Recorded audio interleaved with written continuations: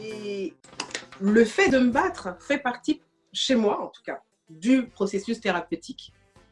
Parce que j'ai la sensation de tenir les rênes de ma propre vie et de donner le sens que je veux à ma vie. Et c'est aussi une question de dignité vis-à-vis de moi-même, des autres, de mes enfants, etc. Ça fait partie de ma verticalité.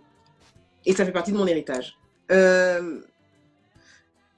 Le mal-être existe. Les insultes sont là. La peur, parfois, peut arriver. Après ma prise de parole au César, dont je savais qu'elle allait un petit peu piquer certains membres de l'Académie, je savais que d'autres allaient m'entendre, m'a quand même amené à un endroit de surprise, qui est que la fachosphère, d'un seul coup, était tout à fait intéressée par ma personne. Et j'ai eu un moment de peur, vraiment. En fait, j'ai eu peur parce que mon entourage, proche et lointain, s'est inquiété de savoir à tout moment de la journée où est-ce que j'étais. Et comme j'étais malade à cette période-là, j'étais beaucoup à la maison, et quand je disais ça, je sentais le soulagement. Chez mes aînés, les plus jeunes, les amis proches, les collègues un peu plus lointains, je sentais la peur chez tous ces gens-là qui tiennent à moi, la peur qu'il m'arrive quelque chose. Et la peur, c'est quelque chose de tout à fait contagieux. Et j'ai fini moi-même par avoir peur. Et lorsque mon fils aîné l'a compris, il s'est fâché. Lui, il avait beaucoup de recul par rapport à tout ça. Il a 23 ans. Et il m'a dit, écoute, là, t'es pas en train d'avoir peur, maman. C'est une blague, là. T'es pas en train de te battre depuis des années. Et les Césars, c'est un moment parmi d'autres. C'est pas l'aboutissement de ta vie. T'es pas en train de te battre depuis des années pour avoir peur maintenant. Et je voyais que c'était tout à fait sincère. Et il est devenu mon petit mentor à ce moment-là.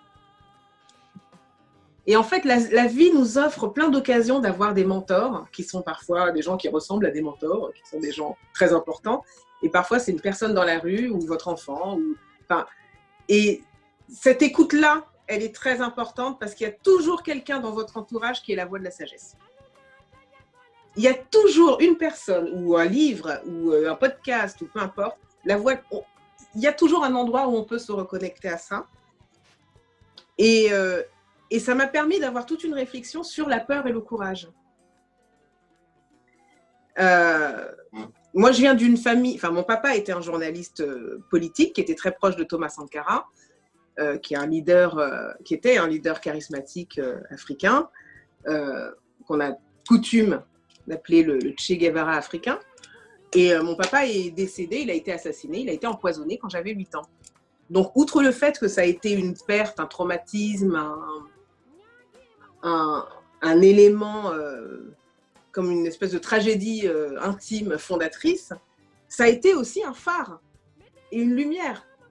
Et le fait d'avoir un père comme ça, qui est comme une espèce d'étoile qui brille, je parle beaucoup du ciel, hein, décidément, et d'avoir plongé dans sa biographie et d'avoir compris quelles étaient ses luttes, d'avoir pu m'inspirer de beaucoup de sources, mais aussi de ces sources africaines, indépendantistes, anti-impérialistes, féministes africaines, ça vous donne aussi une espèce de repère. Et ce repère-là, pour moi, il écarte toutes les peurs. Il écarte tous les empêchements qu'on finit par développer nous-mêmes. Non, ça, je ne serais pas capable. Voilà, je vais à ce rendez-vous, mais je ne pense qu'au fait que cette personne va regarder la couleur de ma peau.